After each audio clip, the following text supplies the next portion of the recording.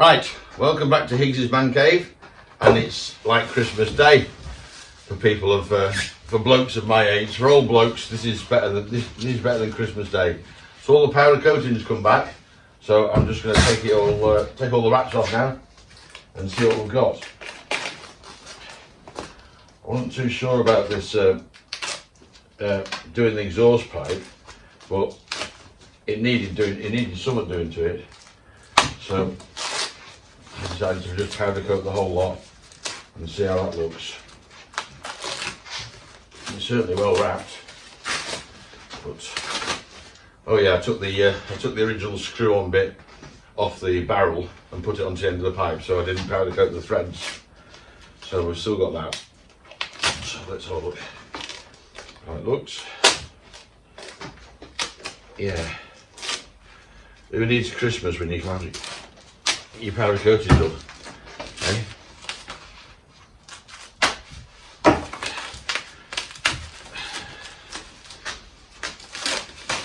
Christmas is for kids. Restoring motorbikes. It's for all blokes. Hey, that looks alright, isn't it? That's the exhaust. Yeah, I'm quite pleased with that. Right, let's have a look at the frame. Certainly well done. As you can see, we've had the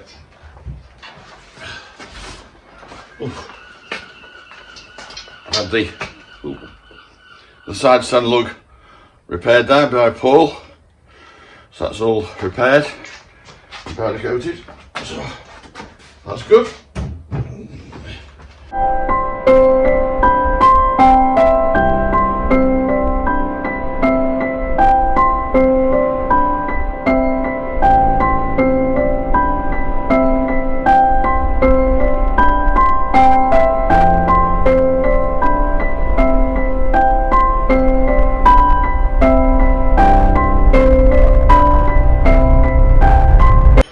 Right, so that's it. That's all the powder coating there. So we can start work now.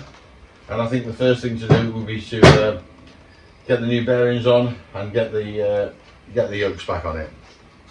Okay, see you in a bit. Hiya, welcome back to Higgsy's Man Cave. So we're on with the TS400 now. So the bits are starting to come back now. As you can see, we've got all the powder coating. All the powder coatings here, frame, yokes, all the bits and pieces, that's all good. I've got all the polishing back, so I've vapor blasted all this stuff and then sent it off and had it polished. So that's all good. I've got the swinging arm over there, the exhaust over there.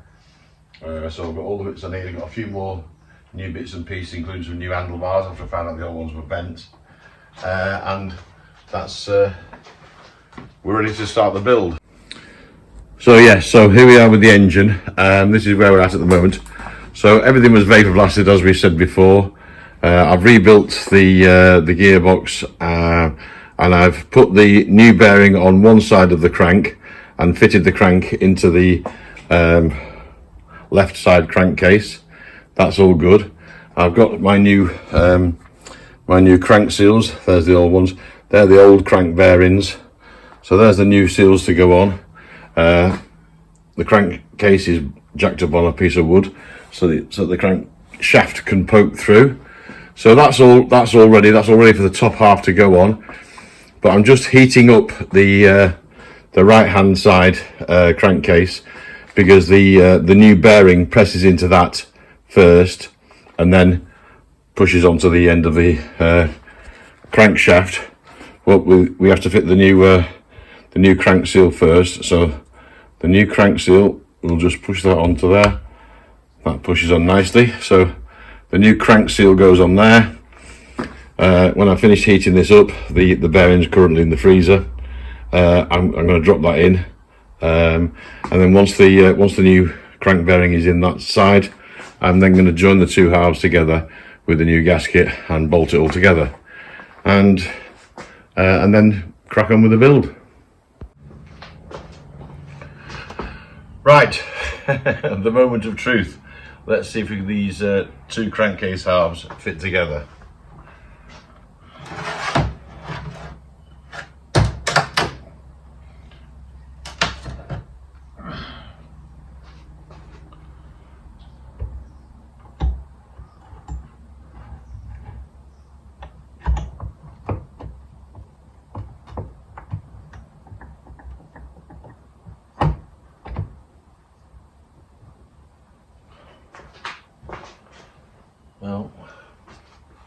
So far so good.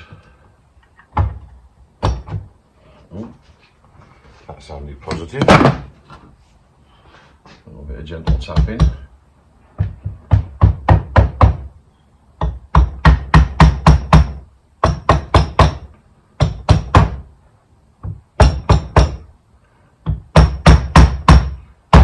Onto the dowels.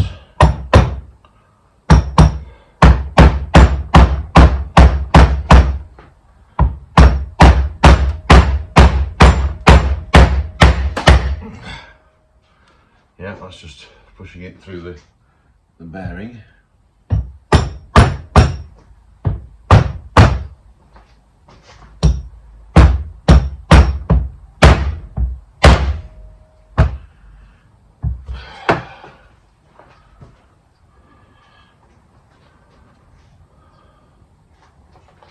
Well, amazingly, that seems to have gone to plan. Don't sound so surprised, David.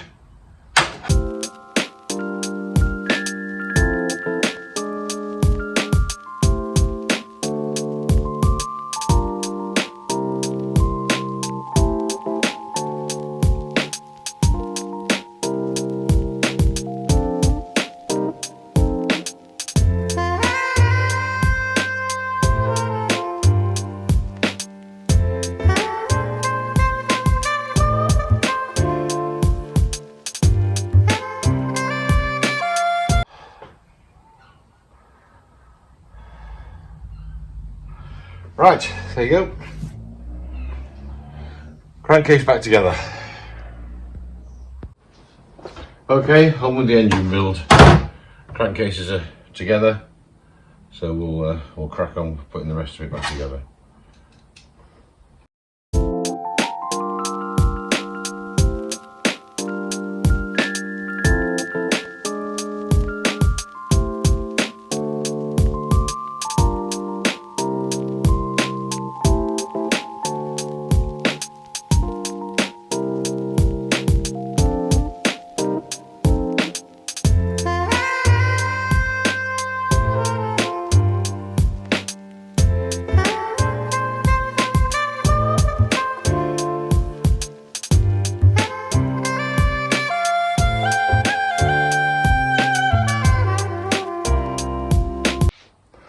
Okay, back at it. Right, got most of this stuff on. I've just Loctited the crank nut and put the crank nut back on. Just got to try and get this. Yeah, that's it. Kickstart gear back in place. Gear change shaft has popped out of position again. Right, so that's on, that's on, that's on, that's on. Right, so now we can put the clutch on. So we've got the spacer behind the big bearing. And that's it. So this is now all in place. That's all in place. That's where it should be. These are all tightened up, Loctited. Crank pinions on. So we'll just wobble the clutch into place. Now this has to engage with the, that's it. Let's engage with that pinion there. Big washer goes on behind the clutch basket. Clutch inner basket goes on.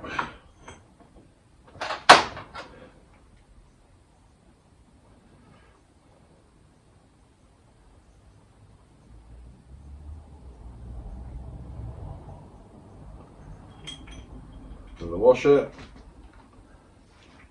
and then the nut. But what I generally do is I put these on first, and then it gives something to hold the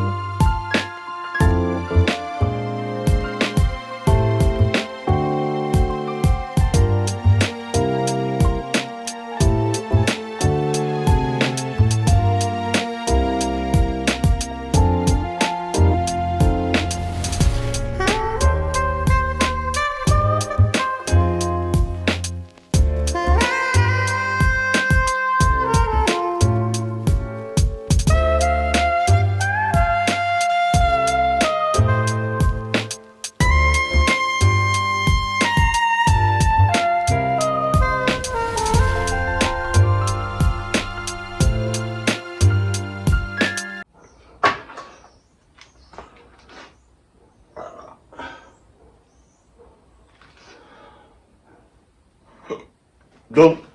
Engine done.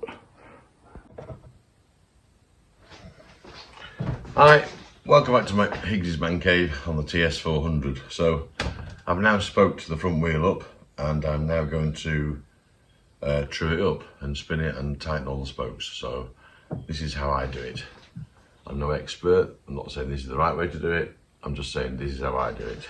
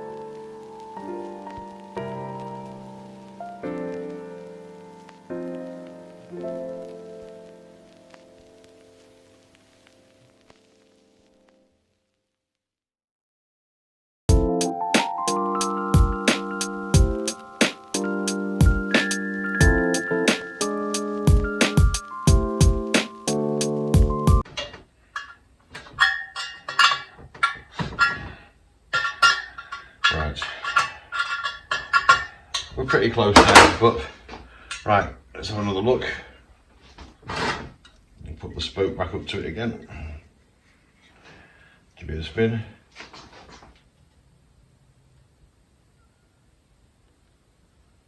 I would say that's bob on. It's not touching anywhere. Tiny little bit of there. I think he's just walked across the pole slightly because it's pretty much touching everywhere now. Yeah, and it's pretty much touching everywhere. So that's it, job done. Wheel trued.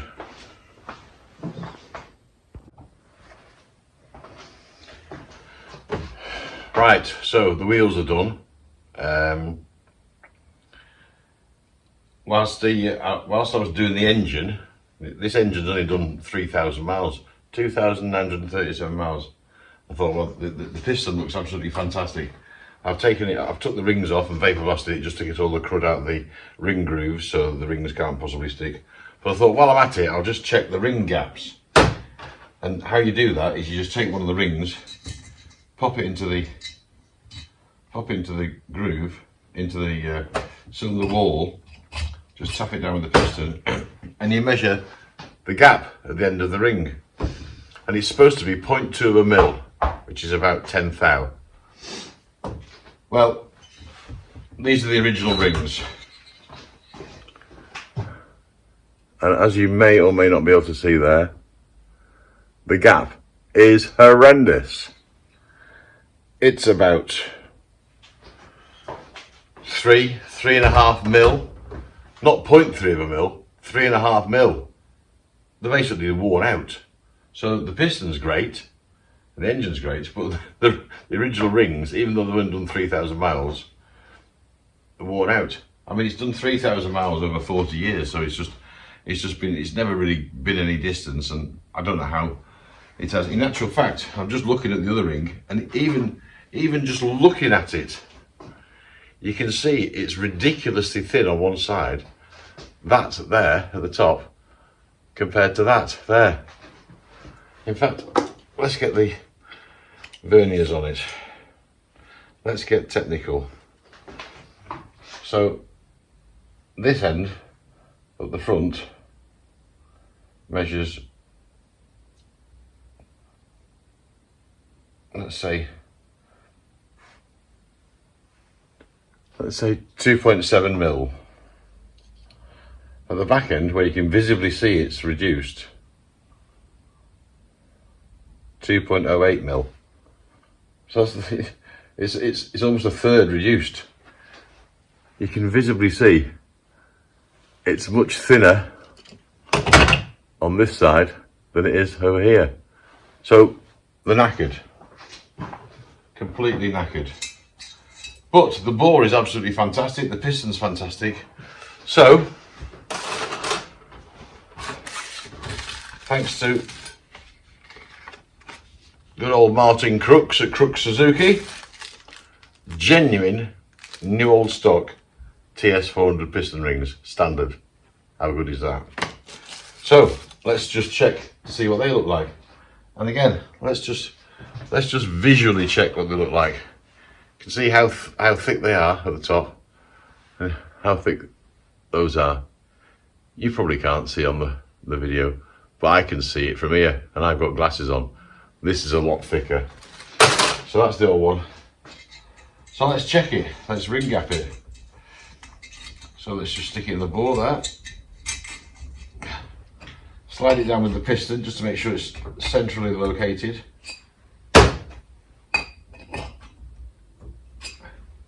And you can see straight away.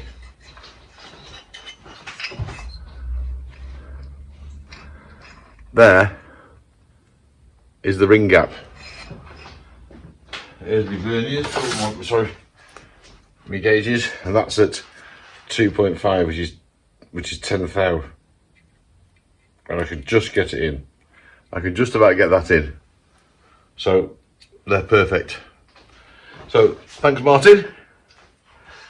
New rings. So when we build this back together, we know it's going to be spot on. Oh yeah, I forgot to say, I did mention this in a previous video, but I then cocked that video up and deleted it. So yeah, these are the wheels that I've just spoked and trued. So I've just spent ages doing that. And in case you hadn't noticed, there's another TS400 on the bench. Another TS400. So this is not the one that I'm building. This is a second bike. A bit like buses. They're so rare, you never see them. Well, I don't think you ever see them. They were never sold in the UK anyway. And I started doing this video and started doing this bike. And then bugger me, another one turns up on eBay. Registered, already registered, a complete running TS400. And I thought, I'm not having that. I'm going to have to buy it. So I bought it. Why? Not quite sure. I think it's a disease. But I'm just going to smoke this one round. It's already registered. I've done a few little bits and pieces to it, just to make it fit to ride. I've put a new back tyre on it because I had a massive motocross tyre on it. And I've sorted the electrics out and tweaked the car and everything. But it starts first kick and I've ridden it around. So I'm just going to leave that one as a scruffy old girl and carry on restoring this one. So I'll crack on. Right, so I've got the base gasket on. I've got the little end bearing in, and I've got the two spacers which go either side of the conrod. They're in. I've got the gudgeon pin back in and the circlip back in. The new old stock rings from Crooks Suzuki, they're on. So I'm just going to put a little bit of oil on the rings.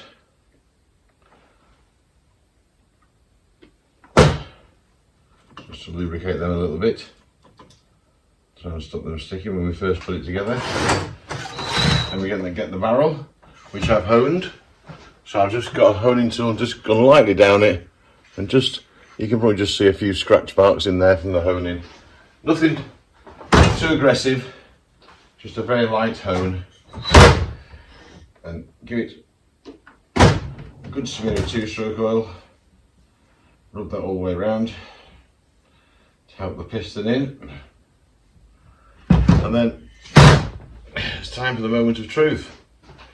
So I'll just, get the piston, make sure the rings are over the end gaps, squeeze them together with my fingers, like that, and then like that.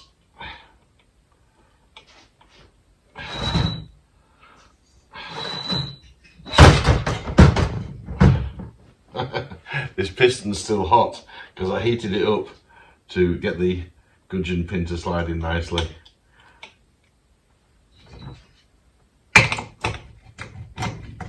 So it was burning my fingers. And that's the barrel on. So I've squeezed them together. That's the barrel going on now. Locating on his dowels.